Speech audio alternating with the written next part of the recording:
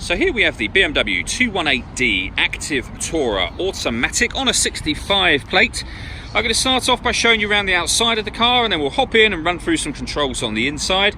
But from the outside you can see it's a 5-door car with alloy wheels. Let's start off inside the boot and then work our way around the rest of the car from there. So the tailgate on this car will open electronically. You can either do that by pressing the button on the tailgate itself, or you have a button on the bottom of this key. Give that a push and that will open up. As we approach the boot, you can see we've got reversing sensors, plenty of boot space as well, along with those 3 individually folding rear seats, and then underneath this tray section, even more space should you need it. To close the tailgate, you have a button just here. Just give that a push and that will close by itself. We're just going to work our way back round to the front of the car, and then we'll hop in and run through some controls on the inside. Now that we've done a full circle of it though, you can see it's in excellent condition the whole way round. Just briefly before we climb in, I think it's well worth seeing the interior from this exterior point of view. You get full leather seats, as you can see. There's plenty to run through on the dashboard, so let's hop in and we'll do that right now. Okay, so now that we're inside the car, we're going to start with the dials. On the right hand side we've got the rev counter, and on the left hand side the speedometer and fuel gauge. In the middle you can see the total miles for this car, which are 19,787. You can change the information that's displayed above that by pressing a button on the end of the indicator stalk for various different pieces of fuel economy information and time, temperature, etc. If we back out to the steering wheel, on the left hand side we have cruise control and speed limiter, and on the right hand side we have stereo and phone controls, including the ability to answer phone calls and use the voice activation for the phone. So you can hit that button, ask it to dial anyone in your contacts list, and it will do that for you without you having to take your phone from your bag or pocket. That is of course once you paired it up, and that is done over on the central screen just here under the telephone heading. All the movement that I'm making at the moment, it's all being done using BMW's iDrive system, which is essentially this dial and these buttons as well. But this dial will take you through the various options. You can push it down to select things. It also moves to the right, to the left, up and down as well, which becomes useful within certain menus. For example, on satellite navigation, push the button down. We can view the map, push the button down again.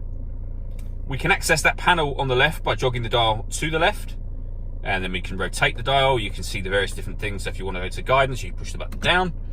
There's a full video showing exactly how this works on both our website and on our Facebook page. When it comes to music, first of all, with regards to the radio, you have FM, AM and DAB radio, as you can see. And then under the multimedia heading at the top, we have a CD player, and we've also got external devices. So you can plug in a USB device. You can stream music wirelessly via Bluetooth audio, and we've got auxiliary input as well. Working our way down, we have the CD player and then the dual zone climate control. So you can adjust the passenger, driver temperature, fan speed up and down from here. When you're happy with those settings, that turns the air conditioning on and off again, of course. Or you can hit auto, and the car will now maintain those temperatures by taking full control of the fan speed itself. You can override that by pressing the auto button again. You'll notice the key is sitting in this tray just here. This car has got keyless start, so the key just needs to be in the car, and then you can press that button to start and stop the engine. The button next to it turns off the stop and start. This car is designed to cut out when it's stationary in traffic to save you fuel. That button turns that system off. It's on at the moment and off when that orange light shows.